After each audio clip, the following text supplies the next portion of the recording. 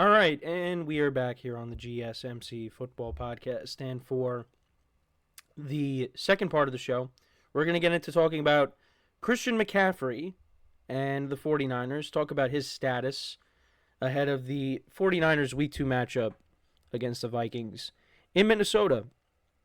So, yeah, it was interesting because, you thought that he was going to play because it seemed like, because he said he was confident that he was going to play. At least that's what I was reading. And then he got ruled out. And it was a surprise. And Jordan Mason goes out there and plays really well. So the 49ers didn't miss McCaffrey, at least in that game. But now, I'm seeing different things. Like, McCaffrey's going to be week to week. He could be out for a while.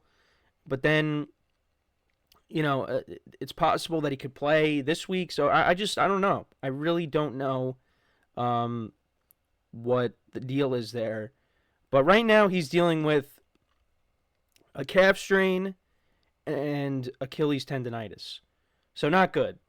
Not good stuff to hear there. But McCaffrey has been listed as questionable, but he did state to the media his availability, media availability, that he was planning to play.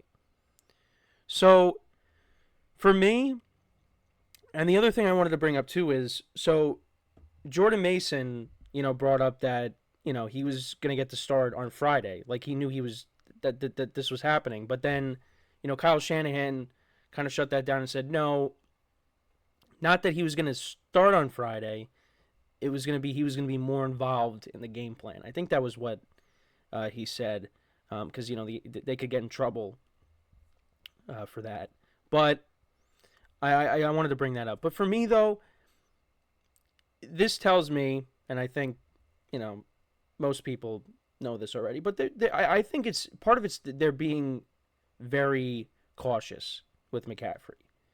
And, I did a segment on this in the offseason that, McCaffrey's going to get a heavy workload, but they're definitely going to at times want to pull back a little bit, and not, run him into the ground, because he's a very important player on this offense.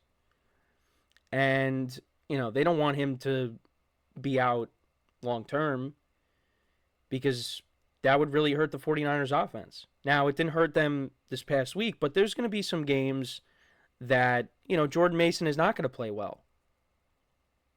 Jordan Mason is not always going to run for, 140 yards. And if the 49ers got to keep throwing the football, they got the playmakers to do it, but, there's going to be games Brock Purdy struggles if it's just going to be him throwing the ball a bunch of times with no running game. Now, they also, mixed in Deebo Samuel, and he could carry the ball out of the backfield, but the 49ers, if they want to, get back to the Super Bowl and win the Super Bowl this year, Christian McCaffrey has to be healthy. And right now, that's not the case. So, they want to be as cautious as they can be with him. And when he's right, when they feel like he's ready to go, then he's going to play. As much as McCaffrey feels like he can go out there and play, the 49ers, ultimately, they have the final say. And to be honest, with this game against the Vikings, it's going to be a tough one. It is going to be a tough game, in my opinion, because I think the Vikings, they showed you, I know it was against the Giants, but the Vikings have a good team. They're a well-coached team. They got a good defense. And they got a fair share of playmakers on their offense, because they got the best wide receiver in the NFL in Justin Jefferson. We'll see what happens with Jordan Addison, because I know he suffered an ankle injury, I believe, in the game against the Giants. Aaron Jones ran the football well for them on Sunday. They got playmakers. And Sam Darnold played well. Now, I'm not saying, Sam Darnold's going to torch the 49ers defense, but it's going to be a tough game, and it's the Vikings' home opener as well. So, that crowd is really going to bring it. And on top of that, I know it was with Kirk Cousins, But the Vikings did upset the 49ers last year. And the 49ers were missing Trent Williams. They were missing Deebo Samuel. Now going into this game, it's likely they're going to be missing Christian McCaffrey. So, and I don't think against the Vikings defense, they're going to see how Jordan Mason played against, they're going to see the film on Jordan Mason against the Jets, and they're going to say, we got to make sure that doesn't happen here. I don't think Jordan Mason is going to have the same game that he had against the Jets against the Vikings. I think the Vikings are going to be ready for that. Also, just because I think the Vikings are a better coached team than the Jets. That's also another thing. Brian Flores is their defensive coordinator. That defense is underrated. They got good players. They added Jonathan Grenard. They added Anthony Van Ginkel, who had the pick 6. You still got Harrison Smith. Defense is good. So, but now, the Vikings defense, they go from playing the Giants to now playing the 49ers, who are miles and miles and miles, not even just miles, just another world better than the Giants. They're a Super Bowl team. The Giants right now are a bottom 5 team. So you could also look at it that way. But I just think it's going to be a tough game for the Niners. I don't think the Vikings are going to go down easy. Now, if they rattle Sam Darnold, then, forget what I say. But I like the Vikings defense. And like I said, the Vikings have a lot of playmakers on offense. So, and Sam Darnold played well. So we'll see how it goes. Excuse me. So, still dealing with this right now. But anyways, yeah, we'll have to keep an eye on it. And if McCaffrey doesn't play, it is what it is.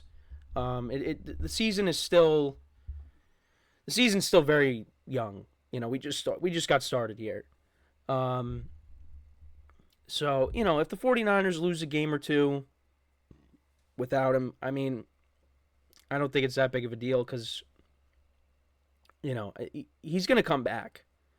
I'm confident that he's going to come back at some point. I mean, maybe he does come back this week. But they want to make sure that he's right. So, yeah, I mean, I'm not expecting the 49ers to go 17-0. Like, if they lose here, it's not the end of the world. They last year they lost to the Browns with P.J. Walker starting at quarterback. And they lost to the Vikings last year when they were missing a couple of key guys. So, but I do think this will be a tough game. I like I said, I don't expect Jordan Mason to have the game like he did against the Jets against the Vikings defense. But we'll see. We'll see. But I do... Now, from a fantasy perspective, not great for fantasy owners when it comes to McCaffrey. But I think how the 49ers are approaching this, I think it's the right thing. It's the right thing. Because you do not want to lose this guy for the season. So, we'll keep an eye on it as we go. Tomorrow is Friday.